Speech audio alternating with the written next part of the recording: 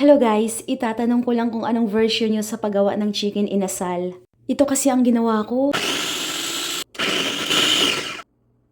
Pinaghalo-halo ko yung mga ingredients at lulutuin ko dito yung chicken until lumambot at hanggang mag-absorb lahat ng flavors.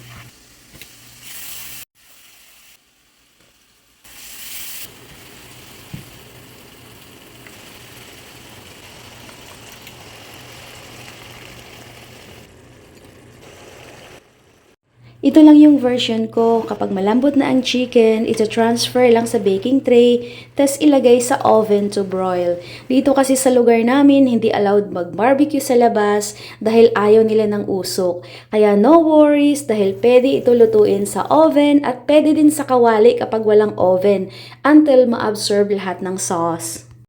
At habang nakabroil ang ating chicken, gumawa lang ako ng garlic atsuete oil para i-coat or i-brush natin sa ibabaw ng manok. At pagkatapos, ibalik uli sa oven to broil para ma-absorb yung lasa ng garlic atsuete oil natin. Bigyan nyo rin ako ng version nyo sa paggawa ng chicken inisal.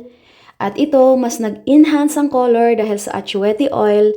At alam nyo guys, ang lambot niya. Tapos may ginawa akong atsara dito. Halos lahat homemade kasi masyadong mahal ngayon kapag lagi kang kumakain sa labas.